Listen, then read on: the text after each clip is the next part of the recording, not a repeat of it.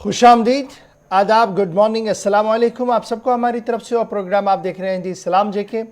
और सलाम जेके की आज की नशरियात लेकर आपका मेज़बान इशफाक गौहर हाज़िर खिदमत है। और मेरे साथ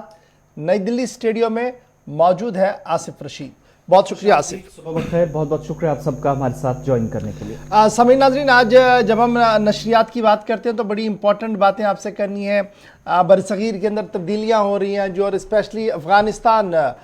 जो हाई प्रोफाइल इस वक्त बना हुआ और पूरी दुनिया की नज़रें अफ़गानिस्तान पर मरकूज़ है कि क्या कुछ वहाँ पर हो रहा है और किस तरीके के माहौल के अंदर अफ़गानी इस वक्त रह रहे हैं और क्या कुछ वो कह रहे हैं, इस पर थोड़ी सी गुफ्तगू करने की कोशिश करेंगे कि रात देर गए से अभी तक की क्या कुछ सूरत हाल है। और फिर जम्मू कश्मीर की सूरत हाल से आपको रूबरू करवाने की कोशिश करेंगे। मुल्क के अंदर सियासी सरगर्मियाँ क्या कुछ है और कुछ तहरीरी सवालों के जवाब राज्यसभा के अंदर आए थे, रह गए थे, वो बात भी आपसे करनी है कि क्या कुछ उन सवालों का जवाब है। और इस उम्मीद के साथ कि आप प्रोग्राम को देखते रहेंगे, फीडबैक अपना देते रहेंगे। फीडबैक कैसे आप देंगे जी? आप हमारे सोशल मीडिया प्लेटफॉर्म पर आएंगे, ट्विटर, इंस्टाग्राम, फेसबुक के साथ साथ हमारी ऑफिशियल वेबसाइट www.gulistannews.in पर लॉगिन, सब्सक्राइब और शेयर करेंगे ताकि लगातार दुनिया तक जम्मू कश्मीर की असल सूरत हाल को पहुंचाया जा सके। न सिर्फ इतना बल्कि आप प्रोग्राम के बारे में भी अपने कमेंट्स कर सकते हैं और जो आपको लगता है कि बेहतरी यहाँ पर हो सकती है या इस प्रोग्राम के अंदर ये कोताही हैं तो वो कोताहियाँ ज़रूर हम तक पहुँचाइएगा ताकि आपकी आवाज़ को मौसर अंदाज में आगे बढ़ाया जाए। फिलहाल बढ़ते हैं जी आगे, खबरों की करते हैं शुरुआत। लेकिन शुरुआत से पहले हस्बे वादा आपको बताते हैं कि हिस्ट्री ऑफ द डे यानी तारीख के पस मंज़र में आज के दिन की चंद अहम झलकियाँ। बिल्कुल, शुरुआत आज के दिन के हवाले से करते हैं और सबसे पहले 16 अगस्त के हवाले से बात हो रही है। तो भारत के साबिक वज़ीर-ए-आज़म अटल बिहारी वाजपेयी को आज याद किया जा रहा है, जिनका आज ही के दिन साल 2018 में इंतकाल हुआ था दिल्ली के अंदर। और आज दूसरी बरसी के मौके पर सुबह सुबह उन्हें पार्टी लीडरान और दीगर उनके साथियों, मुल्क की कई अहम शख्सियात की तरफ से उन्हें खराज-ए-अक़ीदत भी पेश किया जा रहा है। 1947 में बरतानिया की तरफ से आज ही के दिन दारुल अशराफ ने कानून का जो आज़ादी का जो कानून था बल्कि उसको पास किया था, यानी कानून आज़ादी हिंद, जिसको आज ही के दिन 16 अगस्त 1947 को पास किया गया था। तहरीरी तौर पर जो उस वक्त चीज़ें सामने आई थी वो आज ही का दिन था 1947 में। 2018 और 1947 के वाक़यात के बाद 1913 की बात, जहाँ पर टोक्यो यूनिवर्सिटी जापान की पहली जामे यूनिवर्सिटी बनी जिसने ख़वातीन को दाखिला दिया और विमेंस एजुकेशन पॉलिसी के तहत ये इक़दाम किया गया था टोक्यो जापान के अंदर। 1960 में आज ही के दिन साइप्रस न्यू किंगडम ने आज के दिन आज़ादी हासिल की थी 1960 16 अगस्त में। और 1979 आज ही का दिन था जब इराकी जनरल अहमद हसन अल-वक़रा ने आज के दिन इस्तीफ़ा दिया और सद्दाम हुसैन आज के दिन इक़्तिदार, जिनने 1979 में संभाला था इराक के अंदर नए सदर की हैसियत से। चलिए जी, ये तो था तारीखी पस मंज़र और आइन कानून, ये जो हिस्ट्री ऑफ द डे के अंदर क्या कुछ चल रहा है। अब ज़रा शुरुआत करते हैं, बढ़ते हैं आगे और बात आज की करते हैं अफ़गानिस्तान से, क्योंकि अफ़गानिस्तान, तालिबान और अमेरिका, ये तीन ऐसी चीज़ें हैं जो लगातार पिछले कई दिनों से सुर्खियों के अंदर है। और आज की जो सबसे बड़ी खबर है वो ये है कि अशरफ गनी अफ़गानिस्तान को छोड़कर चले गए हैं। 20 साल बाद तालिबान का अफ़गानिस्तान पर दोबारा कंट्रोल हुआ है। काबुल में सदारती महल का कंट्रोल हासिल करने का दावा तालिबान की तरफ से किया गया है। सदर अशरफ गनी समेत नायब सदर जो हैं वो अफ़गानिस्तान को रात देर गए छोड़ चुके हैं। अब यहाँ पर ये इतनी खबर नहीं है बल्कि तालिबान के तर्ज अमल में भी नुमाया तब्दीली है, जहाँ अशरफ गनी और नायब सदर अमरुल्लाह सालेह अफ़गानिस्तान छोड़कर चले गए हैं। तालिबान पुरअमन तौर पर काबुल में दाखिल, अबूरी हुकूमत के क़याम के लिए सलाह मशवरा भी जारी है। अली अहमद जलाली का नाम इस वक्त सामने है, ताहम आम माफ़ी का ऐलान तालिबान ने किया। ये एक मेजर यू टर्न है। आज से 20 साल पहले के तालिबान को और आज के तालिबान में जब आप फ़र्क देखेंगे तो इसमें जो बड़ी बात आज कही गई है कि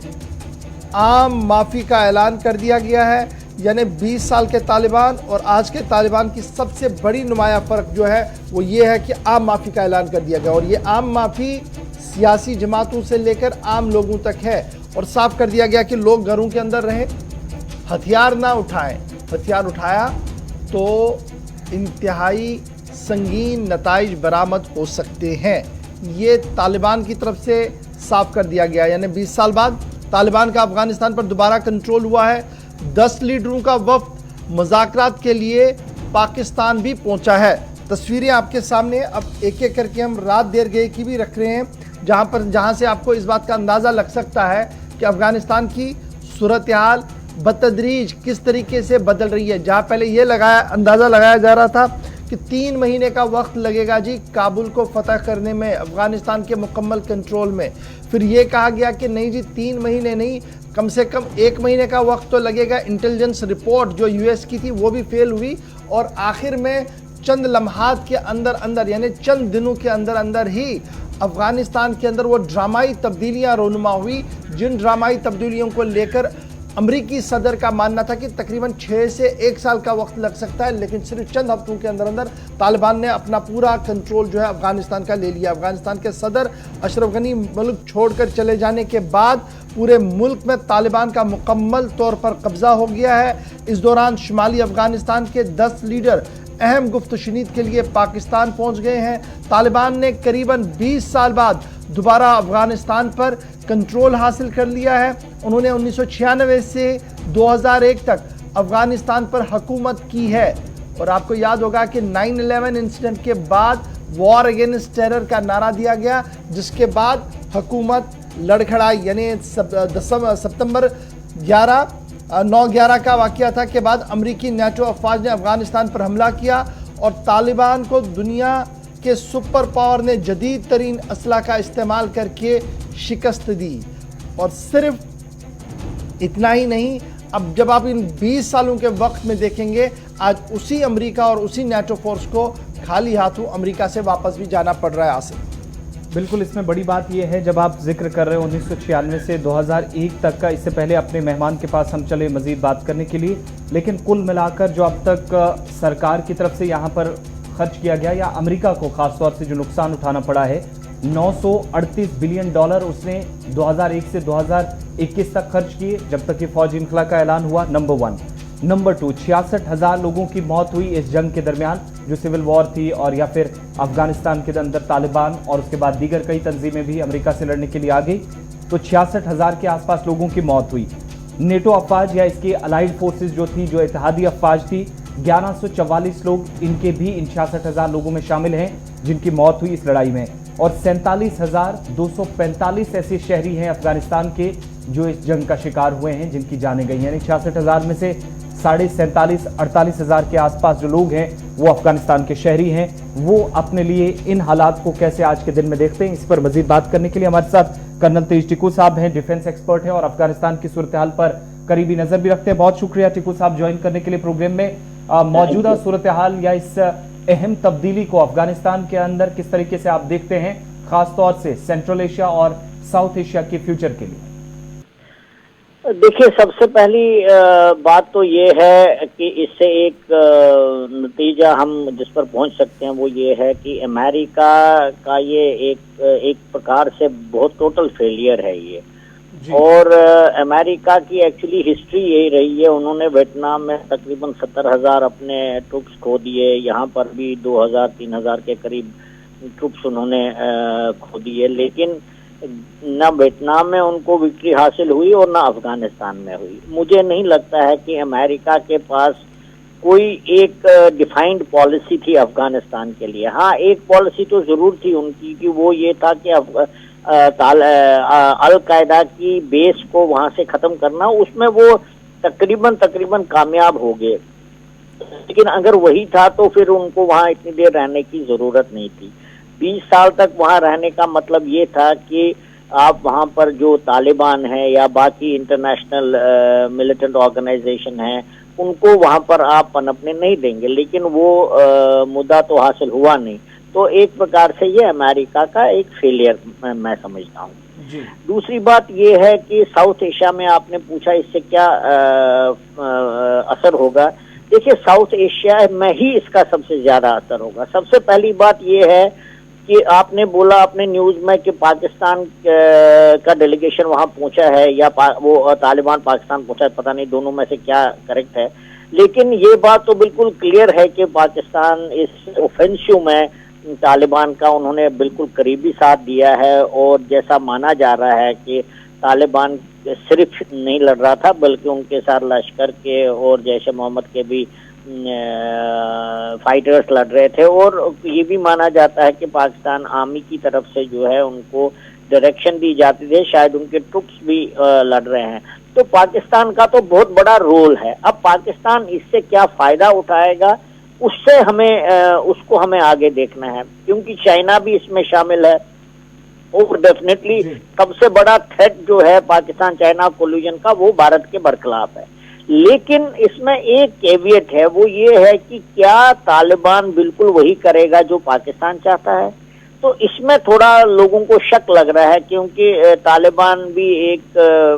जंगजू आदमी है, उन्होंने 2 बार अफगानिस्तान के ऊपर अब फतह करी है और वो किस हद तक पाकिस्तान की बात मानेंगे। क्या ऐसा तो नहीं होगा कि जैसे पाकिस्तानी तालिबान बन गए वैसे ही ये तालिबान भी पाकिस्तानी तालिबान के साथ हाथ मिलाकर पाकिस्तान को नुकसान पहुंचाने की बात करेंगे। अगर ऐसा होगा तो फिर पाकिस्तान को सबसे ज्यादा नुकसान होगा।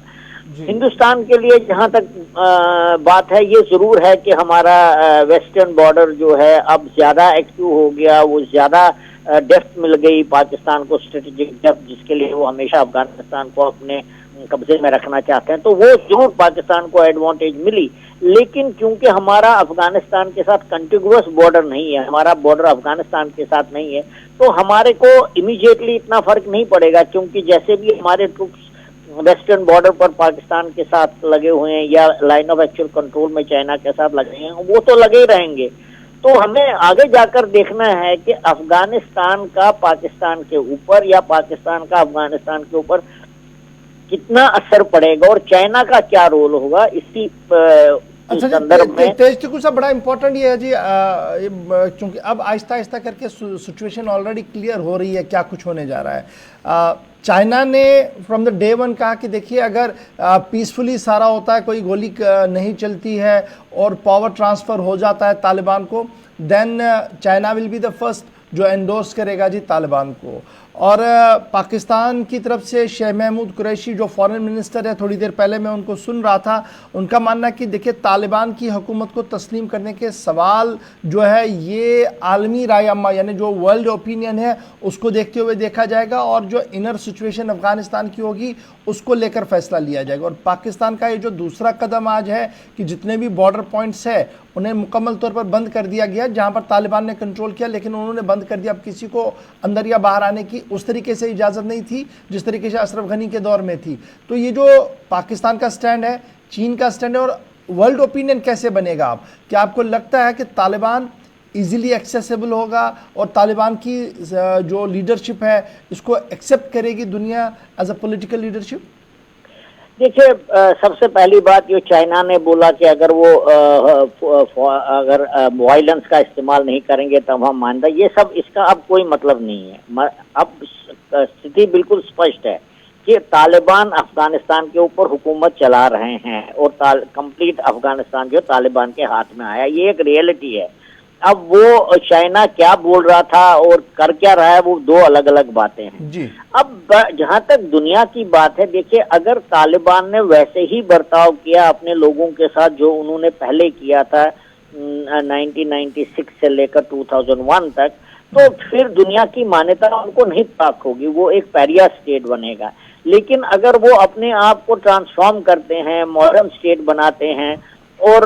वहां पर खासकर जो ह्यूमन राइट्स वायलेशन है उनको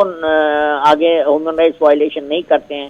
विमेन्स एम्पावरमेंट के बारे में पिछले 20 साल से 2001 से लेकर 2021 तक बहुत सारा काम हुआ है।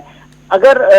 उसको वो पीछे करते जाएंगे, उसको बंद करेंगे और वही हुकूमत चलाएंगे, वही रूल चलाएंगे कि औरतों के ऊपर जो औरतें वहां की मानती है हमारे साथ जुल्म हो रहा, तो फिर दुनिया की मान्यता इनको नहीं प्राप्त होगी। तो ये जो हम देख रहे हैं कि लास्ट जो तालिबान हमने देखा था और आज के तालिबान में एक मेजर फ़र्क जो वर्ल्ड ओपिनियन भी अब मान रहा है थोड़ा सा ये है कि अहम माफ़ी का ऐलान जी, किसी के खिलाफ बंदूक नहीं उठेगी, किसी को कत्ल नहीं किया जाएगा, किसी पर भी जुल्म नहीं होगा, जो घर में है घर में बैठे, जो बाहर जाना चाहते हैं उनके लिए भी रास्ते खुले हैं। ये जो डिप्लोमेटिक मूव है, इस मूव को वर्ल्ड ऑर्डर से कैसे देखा जाए? नहीं, ये एक वेलकम स्टेप है, क्योंकि पिछली बार उन्होंने क्या किया था, उन्होंने कईयों को फांसी पर लटका दिया था, सड़कों के ऊपर, चौकों के ऊपर। तो डेफिनेटली ये एक अच्छी बात है कि अगर उन्होंने ऐसा बोला है कि कोई हथियार का इस्तेमाल, वायलेंस का इस्तेमाल नहीं होगा किसी आदमी के बरखिलाफ। लेकिन हमें ये भी मानना पड़ेगा कि जो इनके काडर्स हैं, तालिबान के जो काडर्स हैं, वो किस मानसिकता के हैं। क्या उनके काडर्स इस बात को एक्सेप्ट करेंगे? आफ्टर ऑल कौवा एकदम से काले से सफेद तो हो नहीं सकता है, तो उनकी अपनी मजबूरियां भी हैं कि अगर उन्होंने ये बोला कि भाई हम तो अफगानिस्तान पर, तालिबान नहीं तो हुकूमत चल रही थी, उनको क्या प्रॉब्लम था? अशरफ गनी ने उनको बोला था कि आप हमारे साथ शेयर करो पावर, लेकिन उनकी फिलॉसफी अलग है। अगर वो कहते हैं कि हम उस फिलॉसफी पर नहीं चलेंगे तो हमें देखना पड़ेगा। लेकिन मैं मानता हूं कि उस फिलॉसफी को, उस आइडियोलॉजी को वो एकदम से बदली नहीं कर सकते, क्योंकि उनके ऊपर भी जबरदस्त दबाव होगा अपने काडर। मैं मानता हूं कि पाकिस्तान के अंदर जो लोग बैठे हैं, जिहादी बैठे हैं, वो भी उनके ऊपर दबाव डालेंगे, क्योंकि दोनों का आपस में मेल मिलाप है।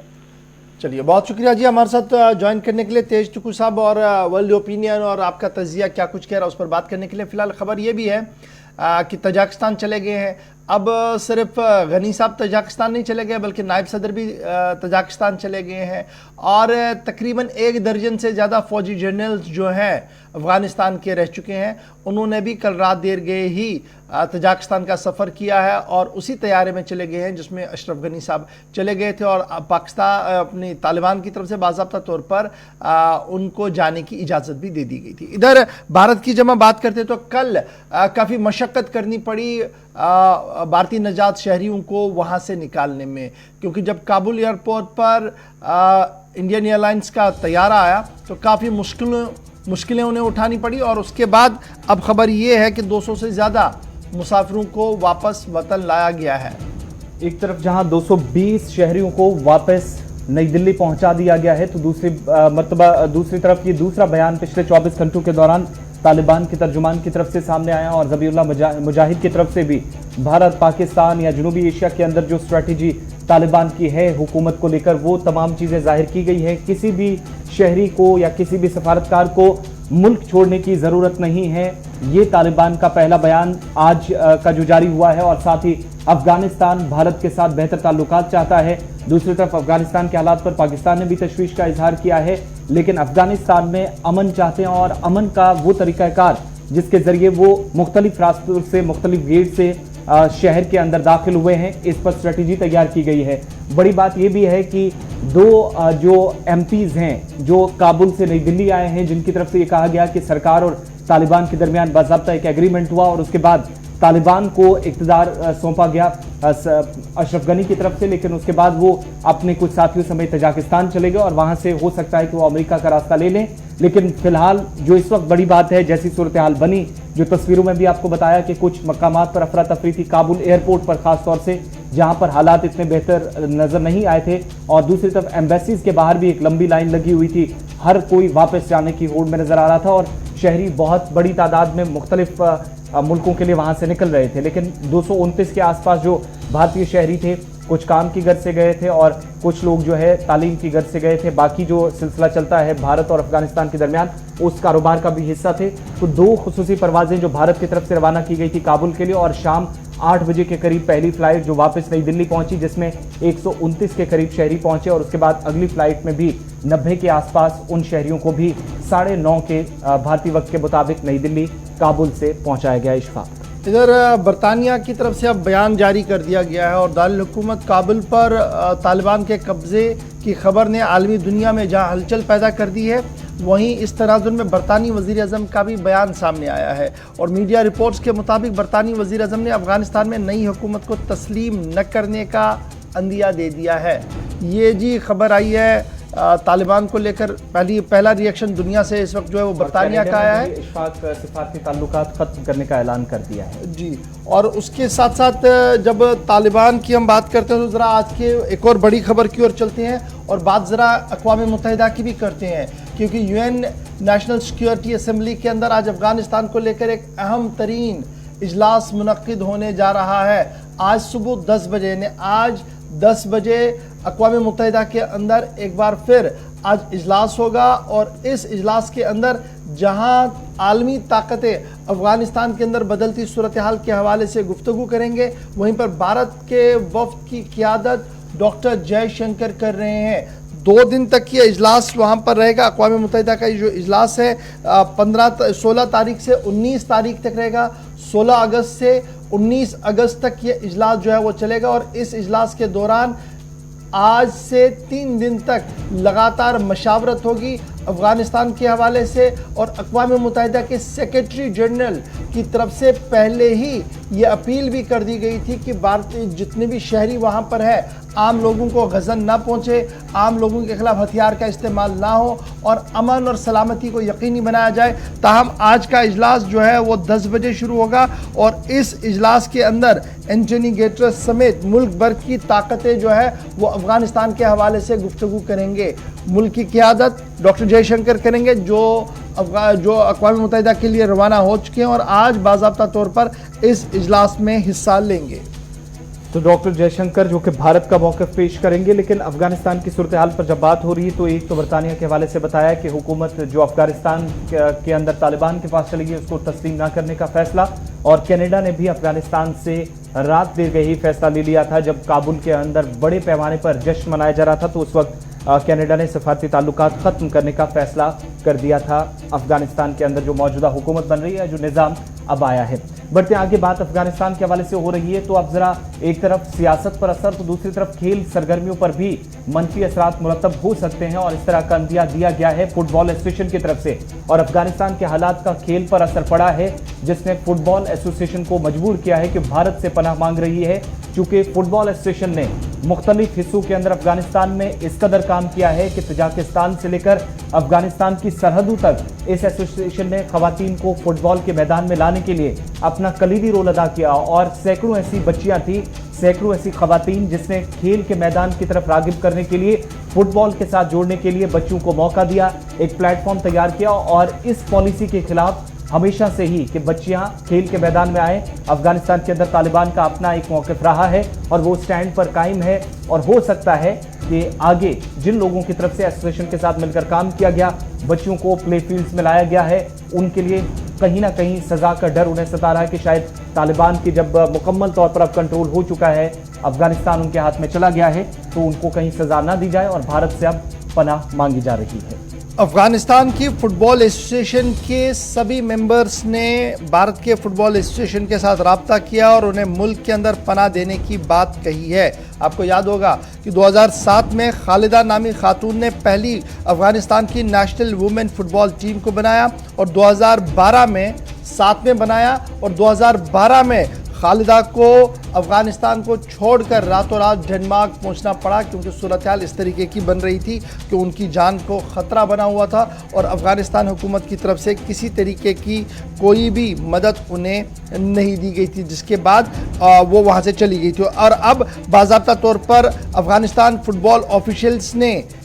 जो सूरत हाल बन रही है उसको देखते हुए अब यह फ़ैसला ले लिया है कि वो भारत आना चाहते हैं और इस सिलसिले में बाज़ाब्ता तौर पर उन्होंने दरख्वास्त जो की है वो भारत की फ़ुटबॉल एसोसिएशन से की है। तो ये तो बात थी जनाब तालिबान की और तालिबान के हवाले से क्या कुछ चल रहा है अफ़गानिस्तान और पूरी दुनिया के अंदर क्या कुछ चल रहा है। और आज यूएस के अंदर भी अक़वाम मुत्तहिदा के अंदर भी इजलास जो है वो हो रहा है और इसमें क्या कुछ होगा वो देखने वाली बात है। लेकिन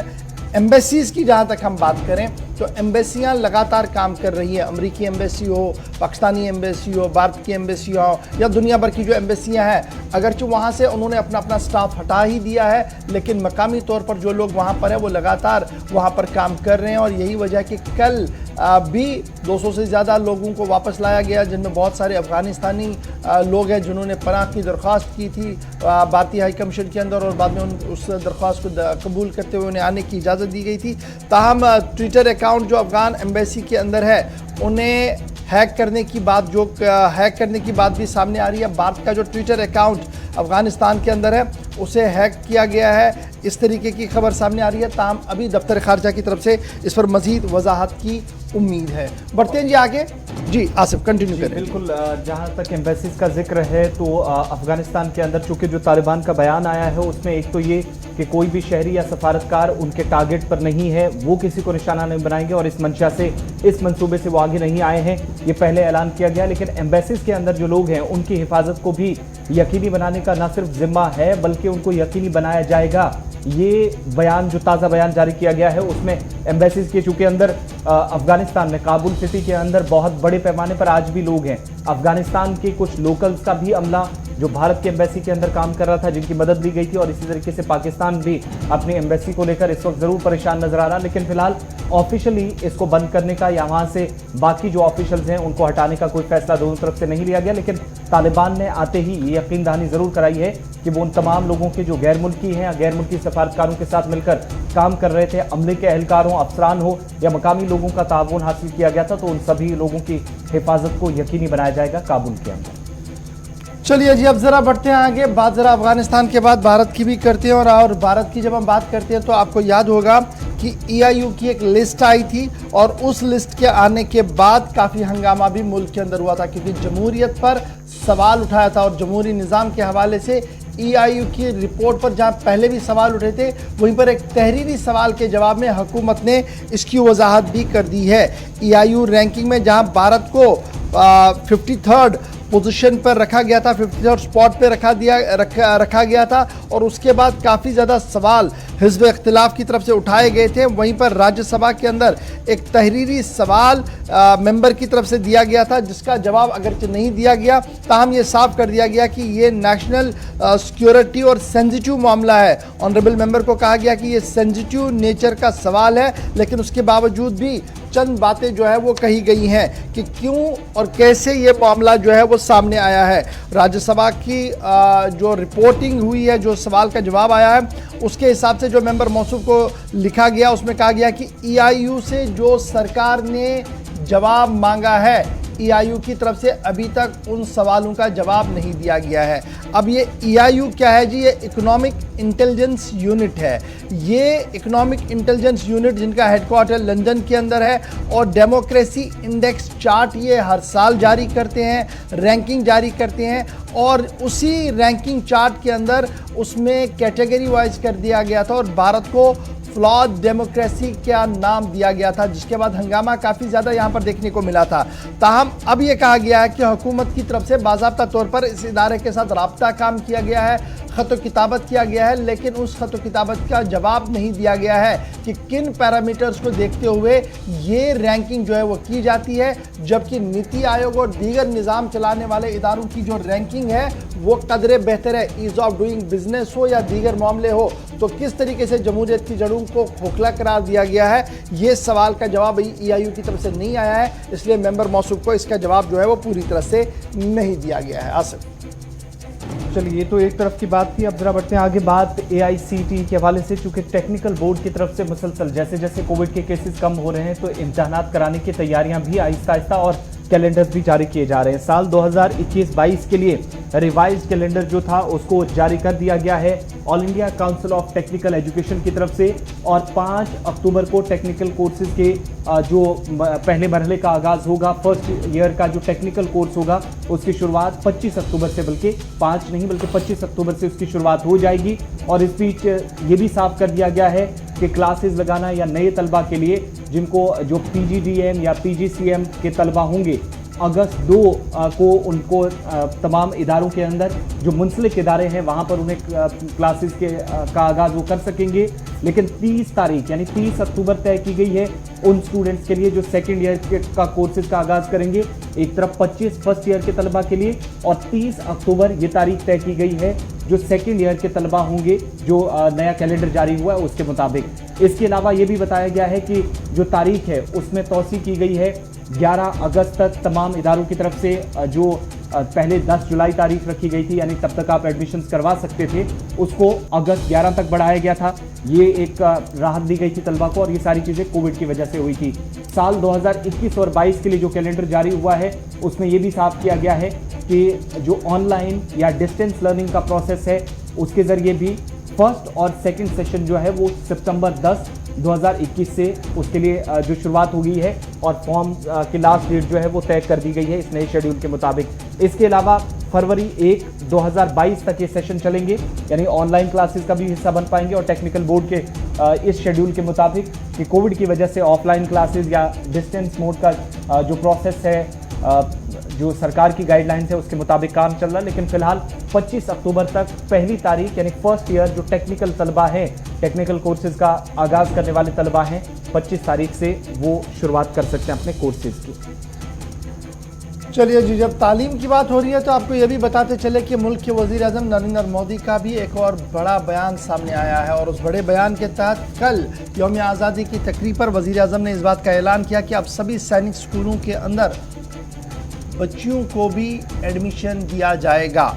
ये बड़ा पॉलिसी डिसीजन पहले ही लिया गया था लेकिन अनाउंसमेंट कल वज़ीर-ए-आज़म साहब की तरफ से की गई है कि सभी सैनिक स्कूलों के अंदर अब बच्चियों के लिए भी एडमिशन होगा। और तकरीबन अगर आप इस पूरे मामले को देखेंगे तो सबसे पहले मिज़ोरम में सैनिक स्कूलों की तरफ से ये कार्रवाई की गई, ये एडमिशन का प्रोसेस खोल दिया गया और तकरीबन 2.5 साल के वक्फे के बाद अब हुकूमत की तरफ से ये बड़ा फैसला लिया गया है कि जितने भी सैनिक स्कूल मुल्क के अंदर है वहाँ पर बेटियों का एडमिशन होगा और बाज़ाब्ता तौर पर साल 2021-22 का जो यूनियन बजट है उसमें भी प्रोविजंस रखे गए हैं और तकरीबन 100 नए सैनिक स्कूलों को खोला जाएगा मुल्क भर के अंदर, जिनमें कुछ स्कूल बराह रास्त खोले जाएंगे, कुछ स्कूलों के लिए पार्टनरशिप मकामी NGOs के साथ, प्राइवेट स्कूलों के साथ की जाएगी ताकि ये स्कूल जो है ये फंक्शनल बन सके पूरे मुल्क के अंदर। और ये मामला पिछले कई सालों से लगातार ज़ेर समात चल रहा था, ज़ेर गुफ्तगू था कि बच्चों के लिए सैनिक स्कूल के अंदर एडमिशन्स हो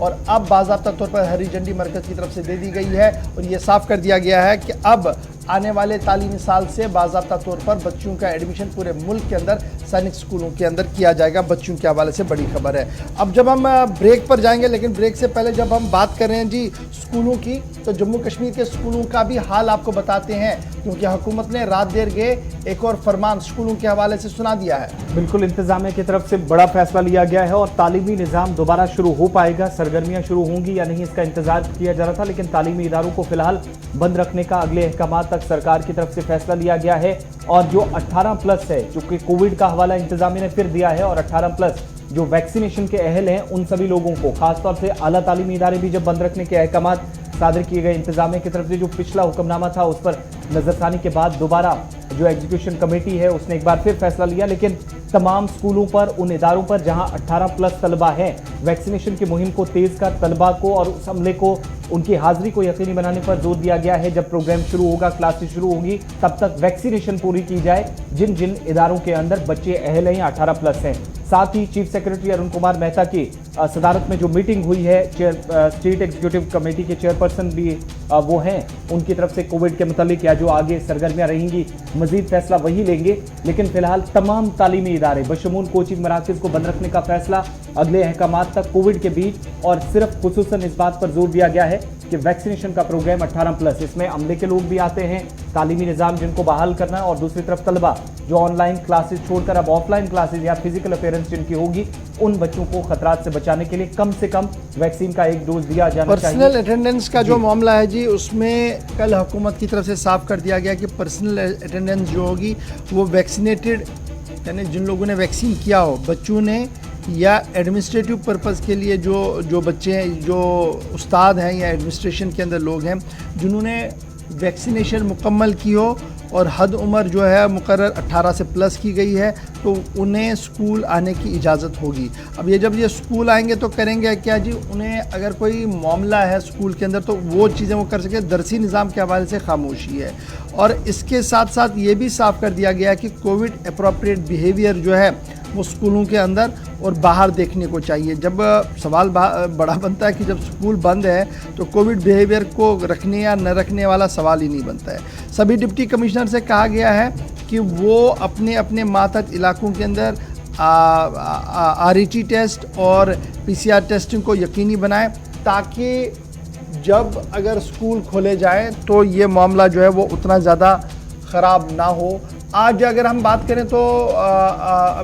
आसिफ बड़ा इम्पोर्टेंट ये है कि मुल्क के अंदर कई रियासतें आज ऐसी हैं जिन्होंने 8वीं जमात से ऊपर के क्लासेस को खोलने का बंद बना लिया है। आंध्र प्रदेश की हम बात करें, मध्य प्रदेश की बात करें, पंजाब ने भी कुछ स्कूलों को खोलने की बात की है। आहिस्ता आहिस्ता करके कोविड की तीसरी लहर की दस्तक है, बच्चे इसमें ज़रूर आ रहे हैं, लेकिन उसके बावजूद अगर आप देखेंगे तो ग्राउंड ज़ीरो पर कई रियासतें ऐसी हैं जिन्होंने 8वीं जमात से 8वीं, 9वीं, 10वीं, 11वीं और 12वीं इन 5 क्लासेस को चलाने का फैसला लिया है। रेस्ट वहाँ पर भी अभी ऑनलाइन मोड पे ही चल रहा है। लेकिन जम्मू कश्मीर को भी अब देखना पड़ेगा क्योंकि हमने सिर्फ कोविड में तालीम का नुकसान नहीं हुआ बल्कि कोविड से पहले भी सूरत हाल जो हमारी थी, जब 5 अगस्त का फैसला हुआ था तो मुकम्मल तौर पर मुकफ़ल थे हमारे तालीमी इदारे, और उससे पहले भी सूरत हाल कोई ज़्यादा बेहतर नहीं थी। इसलिए बड़ा ज़रूरी है कि पॉलिसी डिसीजन लिया जाए इसमें कि किस तरीके से आगे जो है वो इस पूरे मामले में बढ़ा जाए। चलिए सईद इरफान फाजिल के पास चलते हैं, मजीद क्या कुछ कहा गया है। इरफान, तालीमी इदारों के हवाले से एक तो ये मजीद अपडेट कीजिएगा, इंतजामिया का फैसला कि फिलहाल बंद रहेंगे तालीमी इदारे, लेकिन वैक्सीनेशन का प्रोसेस जो है क्या ये स्कूलों के अंदर हायर सेकेंडरी एजुकेशन को बेहतर करने के लिए या दोबारा निज़ाम को एक बार फिर शुरू करने के लिए इंतजामिया वैक्सीनेशन जरूरी कह रही है, कितना काम आज के दिन में हो पाया है? कहीं पर कोई सरगर्मी नजर आती है कश्मीर वादी में, श्रीनगर शहर के अंदर? बहुत शुक्रिया आसिफ। अगर बात करें एजुकेशन को लेकर तो एजुकेशन में काफी ज्यादा नुकसान जो है वो देखने को मिल रहा है, मगर अब जिस तरीके से डिसीजंस लेने के लिए सरकार तैयार हो रही है, मगर खास तौर पर इसमें वैक्सीनेशन का बड़ा इंपॉर्टेंट रोल है क्योंकि वैक्सीनेशन जो है ऑलमोस्ट अगर देखेंगे तो 100% जो डोजिंग है वो तो कंप्लीट हो ही गई है, मगर सेकंड डोजेस अभी भी जो है वो उसका ड्राइव चल ही रहा है। मगर साथ ही साथ जो अभी इसमें इनिशिएटिव्स लिए गए हैं, खासतौर पर जो स्टेटस स्टाफ को लेकर या स्टूडेंट को लेकर बताया गया है कि 18 अब वो 18 जो है उसे फुलफिल करना है, दैट इज वेरी इंपॉर्टेंट क्योंकि देखा जाए तो जो सिचुएशन इस वक्त गवर्नमेंट इदारों की है, खासतौर पर स्कूलों की है, आप खुद समझ सकते हैं कि कई सारे ऐसे बच्चे हैं, कई सारे ऐसे जो तालिब इल्म है जो बेचारे काफी ज्यादा महरूम हो चुके हैं पढ़ाई लिखाई से क्योंकि उनके पास अभी भी